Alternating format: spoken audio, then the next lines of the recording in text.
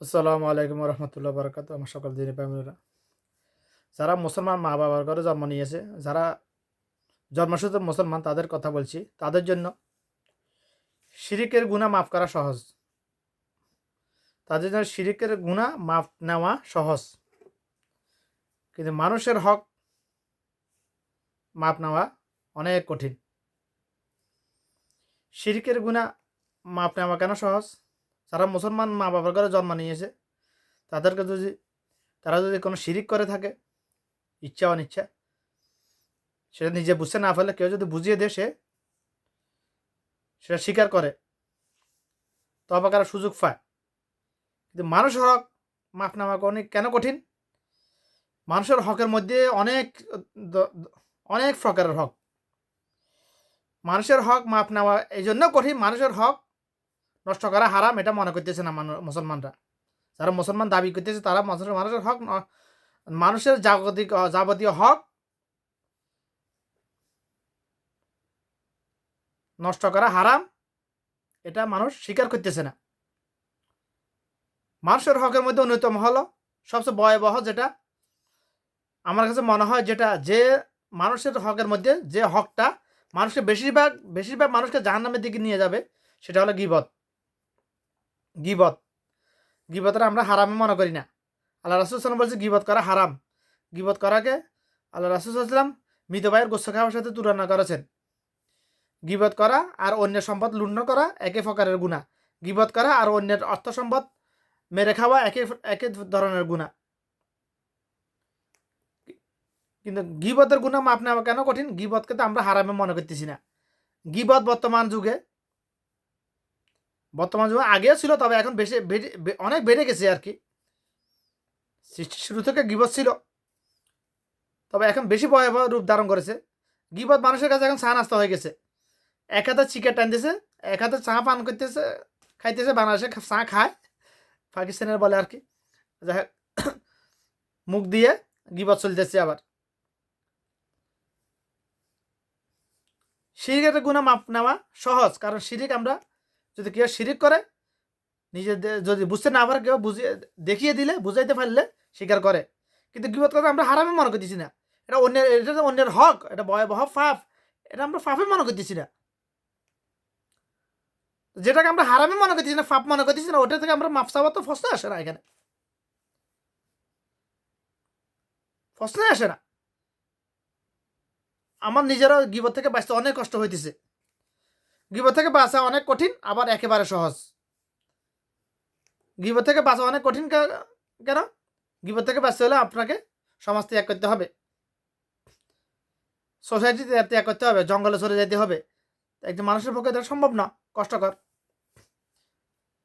আবার সহজ কেমনে? একেবারে সহজ। গীবত থেকে বাঁচা যত কঠিন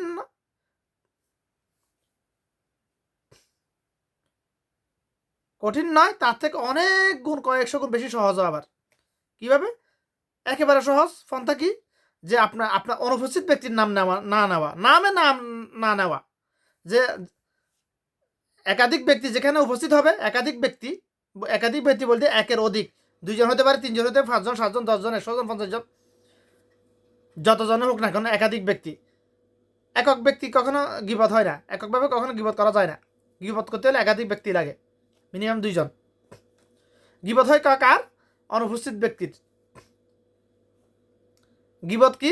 সত্য, মানে অন্যের যে কোনো দোষ, যেটা বাস্তব সত্য, মিয়া সত্য তার মধ্যে আছে, সেটা তার অনুপস্থিতিতে আলোচনা সমালোচনা করা, এটা হলো গীবত।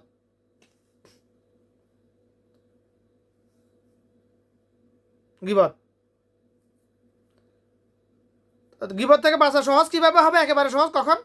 যখন অনুপস্থিত ব্যক্তির নামও নিবেন না, অমুক লোকটা কেমন আছে এটাও জিজ্ঞাসা করবেন না। যখন একাধিক ব্যক্তি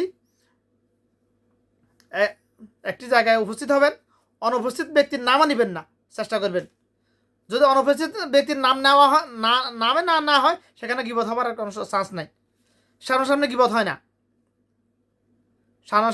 হয় না, গীবত হয় পিছনে। গীবত হলো 100% সত্য। যদি মিথ্যা কথা বলা হয় অনুপস্থিত ব্যক্তির, তাহলে সেটা হলো তহমত। মিথ্যা অপবাদ সামনাসামনি হয়, পিছনে হয়, কিন্তু গীবত পিছনে সবসময়। সামনে যেটা করা হয় এটা গীবত নয়।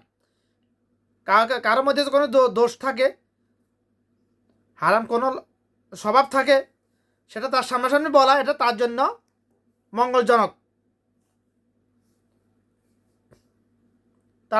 মঙ্গলজনক, এটা ওহির নেহায়। ফেতরাকে বাজে করে ওহি বলতিস না, ওহির নেহায়। কারণ একজন মানুষ অন্য মানুষের সামনে আয়নার সামনে দাঁড়ালে একজন মানুষ পুরো চোখ দিয়ে পুরো পৃথিবী দেখতে পারে, কিন্তু চেহারা দেখতে পারে না। নিজের চেহারা দেখার ক্ষমতা নাই আয়নার সহযোগিতা ছাড়া, কিভাবে মোবাইলের সহযোগিতা ছাড়া। তদরূপ মানুষ স্বভাবগত দিক দিয়ে কারণে নিজের দোষ নিজে স্বীকার করে না, দেখতে পায় না। এই জন্য সৃষ্টিগত ফিতরতের কারণে মানুষ সবসময় অন্যের দোষটা দেখতে পারে। বেশিরভাগ ক্ষেত্রে গুটি সংখ্যক লোক, কিছু সংখ্যক আছে নিজের দোষ দেখতে পারে, নিজে দেখতে পারে, এটা স্বীকার করে, আল্লাহর কাছে মাফ চায়, এরকম লোকও আছে, তবে খুব রেয়ার।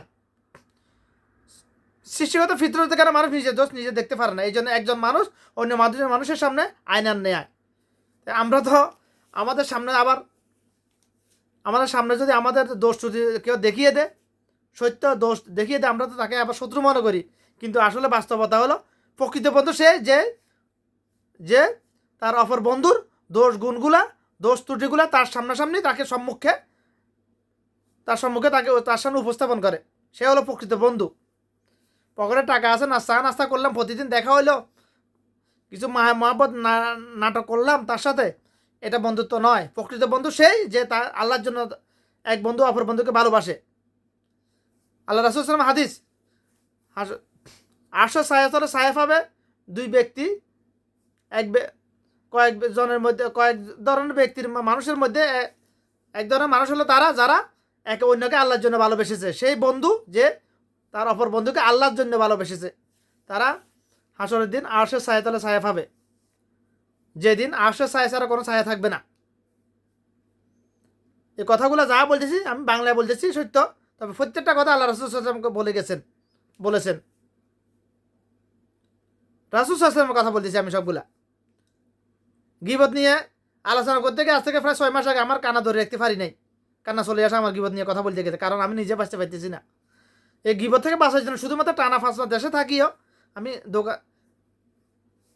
দোকানে যা বসি নাই, ঘর থেকে বের হই নাই বেশিরভাগ করোনাকালীন সময়। আমি এখান থেকে নিয়ত করে গেছি গীবত থেকে বাঁচতে হলে তো আমার দোকানে যা বসা যাবে না। কারণ আল্লাহ রাসূল সাল্লাল্লাহু আলাইহি ওয়াসাল্লাম প্রায় 1500 বছর আগে বলে গেছেন, এই দুনিয়ার মধ্যে সবচেয়ে নিকৃষ্ট জায়গা হলো বাজার, সবচেয়ে উৎকৃষ্ট জায়গা হলো মসজিদ। সবচেয়ে নিকৃষ্ট জায়গায় বাজার কেন?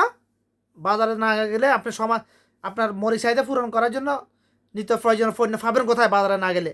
বাজারে যাওয়া নিষেধ নয়। বাজারকে কেন পৃথিবীর মধ্যে সবচেয়ে নিকৃষ্ট জায়গায় বলা হয়েছে? কারণ বাজারের মধ্যে গীবত করা হয়। মানুষের যে সবচেয়ে ভয়াবহ পাপ, যেটার কারণে বেশিরভাগ মানুষ জাহান্নামে যাবে, সেটা হলো গীবত। আর গীবত করা হয় বাজারে। বাজার বলতে ফেনীবাড়িয়ার মুড়িগঞ্জ বাজার নয় শুধু, বাজার বলতে চা দোকান। মানুষ মাছ কিনতে গিয়ে ওখানে গীবত করে না, কাঁচা বাজার কিনতে গিয়ে ওখানে গীবত করে না। গীবত করা হয় চা দোকানে বসেই, সেটা বাজারে হোক, মুড়িগঞ্জ বাজারে হোক, কিংবা মিজি বাড়ির সামনে হানাইয়া দোয়ানে হোক। একটা উদাহরণ দিলাম আর কি।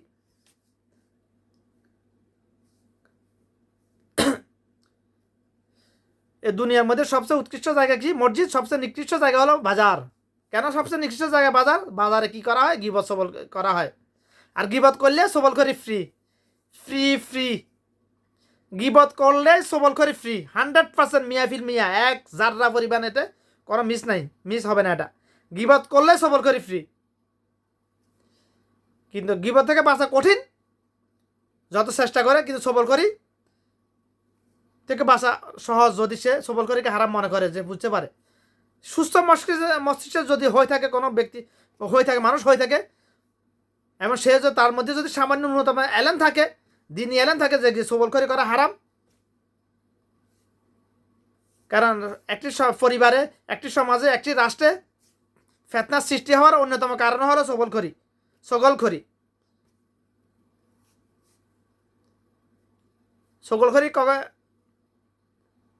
কীভাবে করা হয়? গিবত। গিবত করলে সবল করি ফ্রি। আপনি যার সামনে যার কাছে গিবত করেছেন অন্যের গিবত করেছে, গিবত তো অন্যের অনুপস্থিত ব্যক্তির গিবত করা হয়। আপনি যার কাছে গিবত করেছেন